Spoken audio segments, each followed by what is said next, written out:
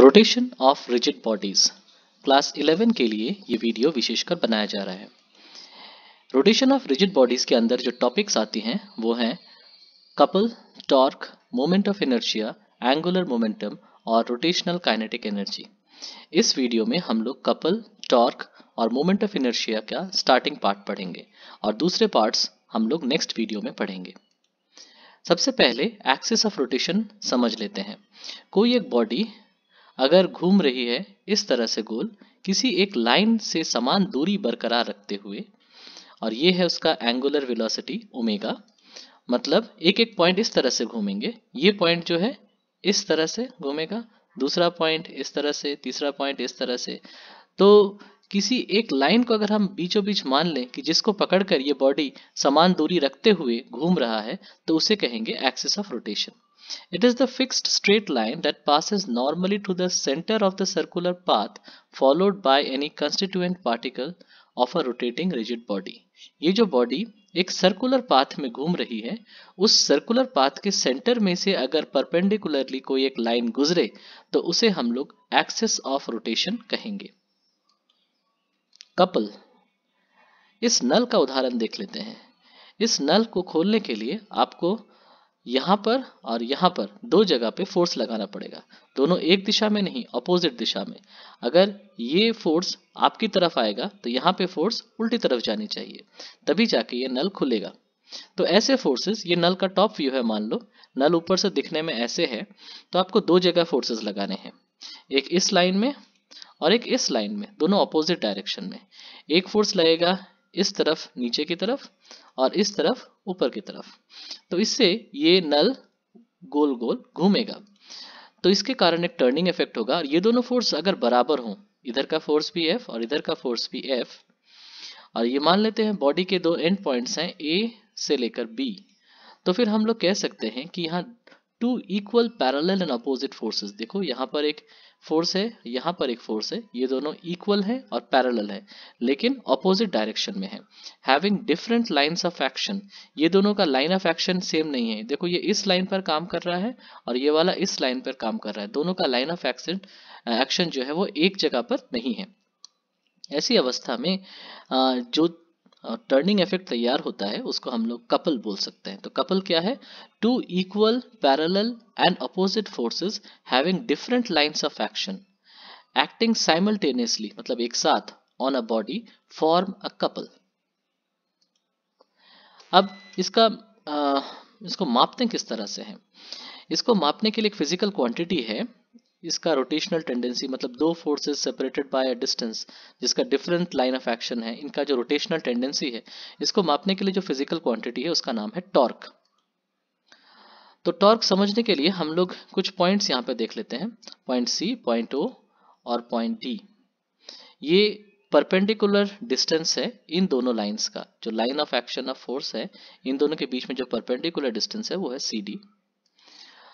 हम लोग इसके बीचों बीच, बॉडी के बीचों बीच एक लाइन मान लेते हैं।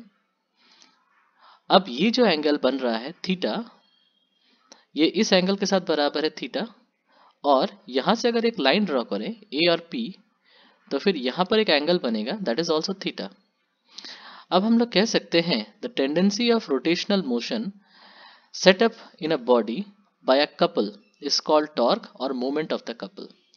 कि एक तो कपल था, कपल का मतलब दो पैरेलल फोर्सेस अपोजिट डायरेक्शन में और सेपरेटेड है। ऐसी अवस्था में इनसे किनके द्वारा एक रोटेशनल टेंडेंसी सेटअप होगा, घुमाने की कोशिश होगी। इस कोशिश को हम लोग कहेंगे टॉर्क या मोमेंट ऑफ द कपल। इससे पहले हमने मोमेंट ऑफ अ फोर्स पढ़ा था, जहां एक सिंगल फोर्स के कारण रोटेशनल टेंडेंसी था। यहाँ पे देख लेते हैं algebraic sum of moments about O. O point को घुमाने के लिए कितने फोर्सेस हैं?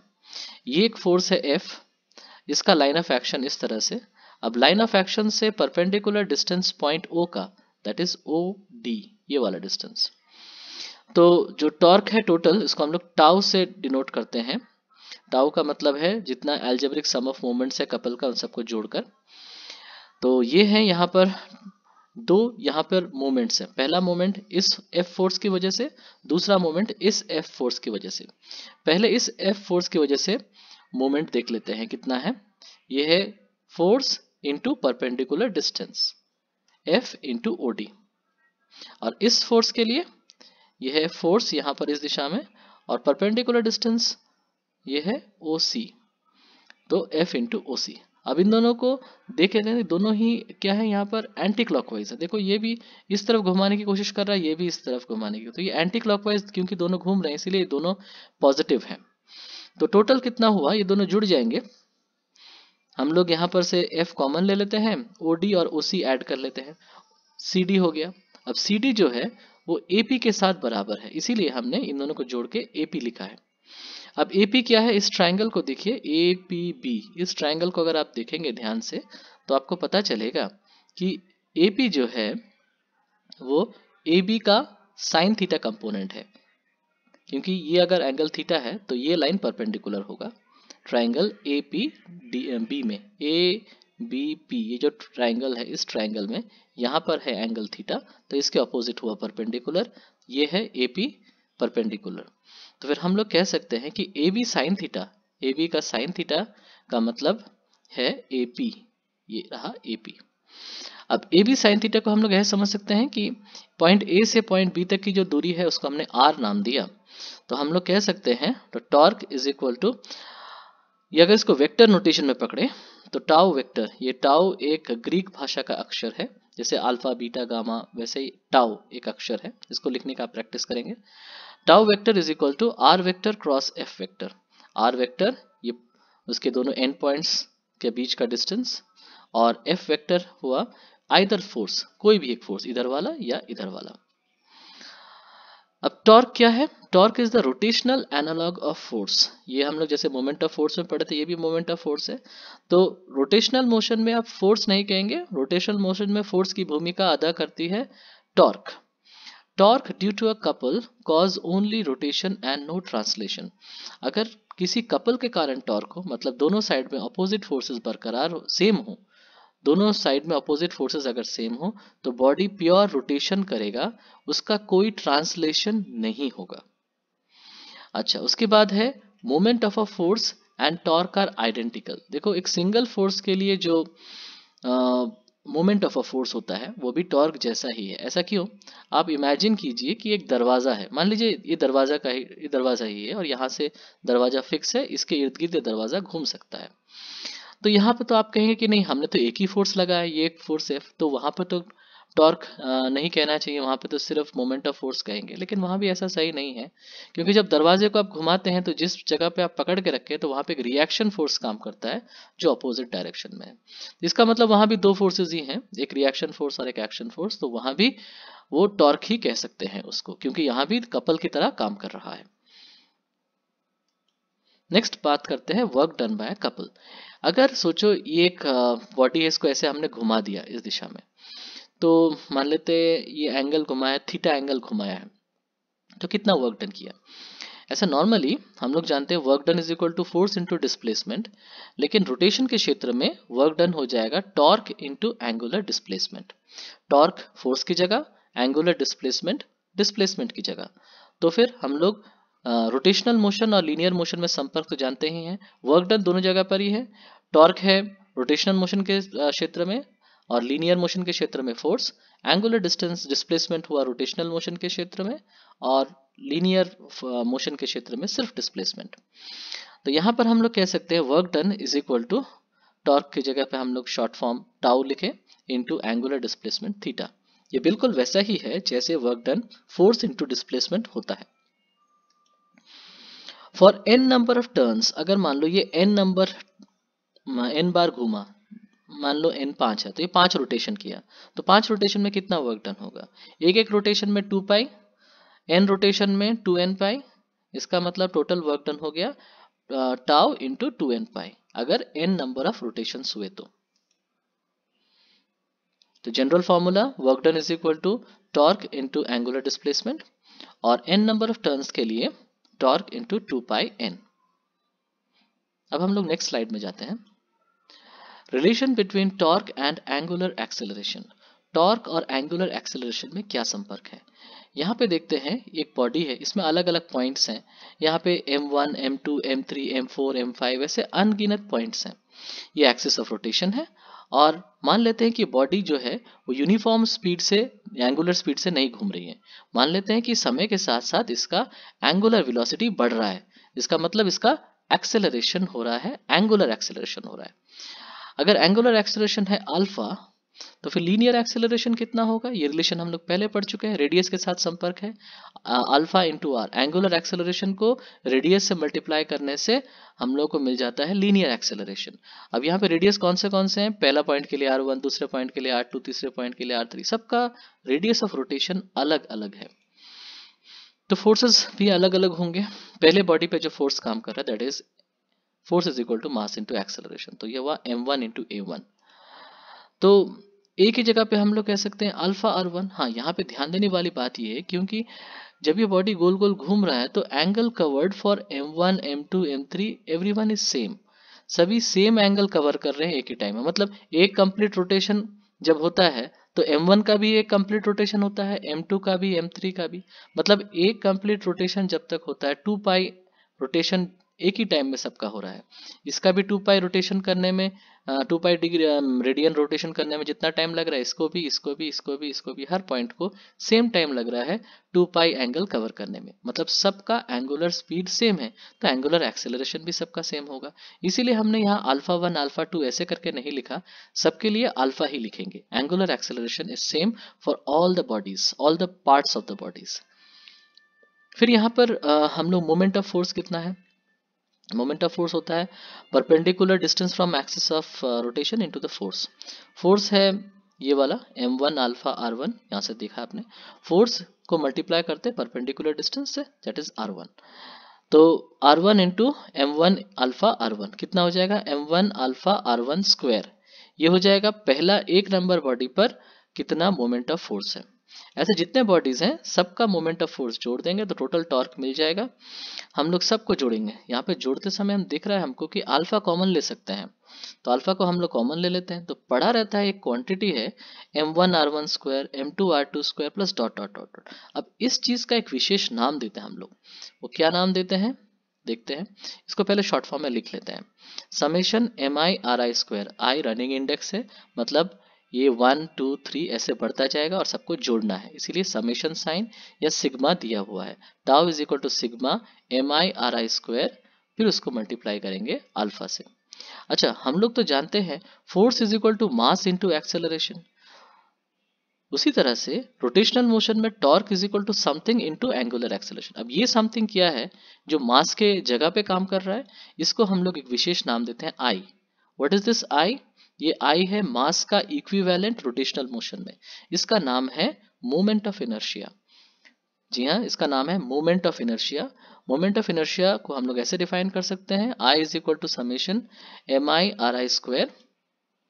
It is the moment of inertia of the body about the axis of rotation. तो ये रोटेशन एक्सिस पर निर्भर करेगा, रोटेशन एक्सिस अपने कहाँ पकड़ा है। अगर पास होता तो अलग होता, अगर इस तरफ से घुमाया हुआ रोटेशन होता, अगर ऐसे ऐसे बॉडी घूमता तो उस क्षेत्र में अलग होता।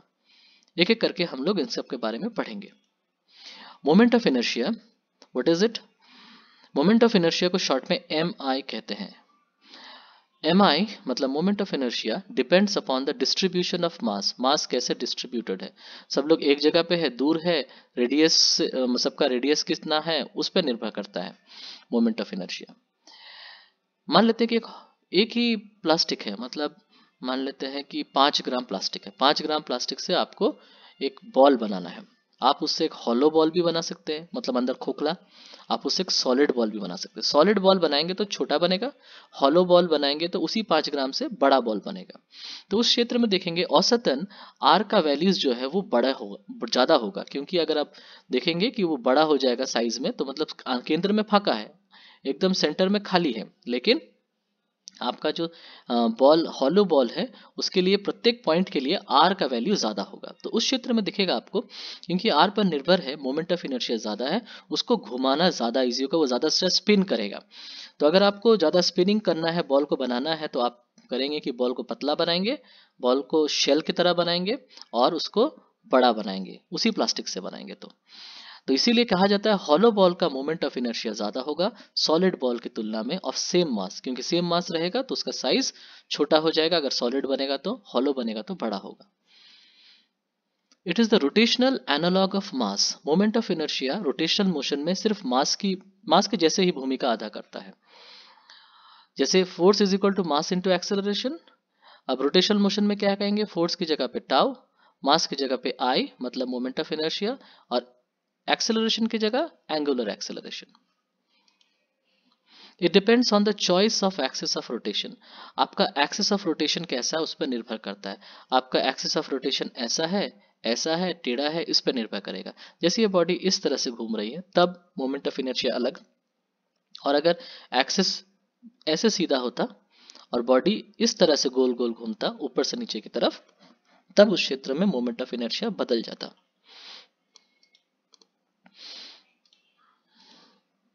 Moment of inertia of a body, अब डेफिनेशन देख लेते हैं। Moment of inertia of a body about an axis of rotation is defined as the torque acting on the body divided by the corresponding angular acceleration generated about the same axis of rotation।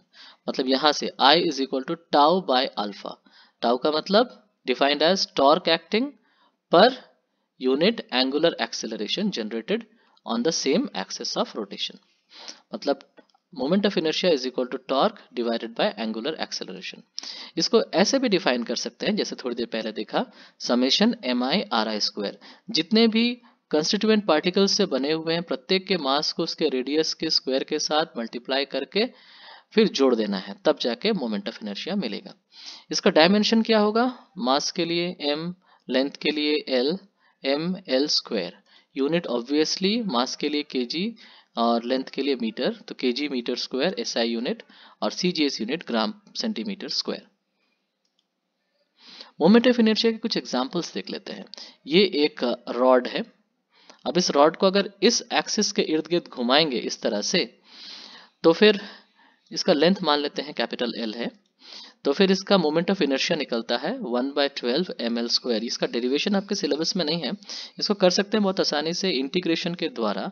मतलब I is equal to integration of r square d m, जहाँ पे इस total length को आप छोटे छोटे particles, छोटे छोटे स्ट्रिप्स में पकड़ेंगे। प्रत्येक स्ट्रिप का मास होगा d m, where d m tends to zero, मतलब बहुत छोटा होगा, इनफाइनेटेसिमली स्मॉल होगा।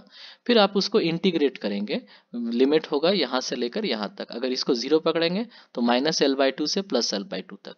तो फिर उस क्षेत्र में आप निकाल सकते हैं। ऐसे सबका निकाला जा सकता है, हालांकि सिलेबस में आपका डेरिवेशन नहीं है, लेकिन आप कोशिश करें तो मैथ्स के प्रैक्टिस के लिए आप इसको कर सकते हैं।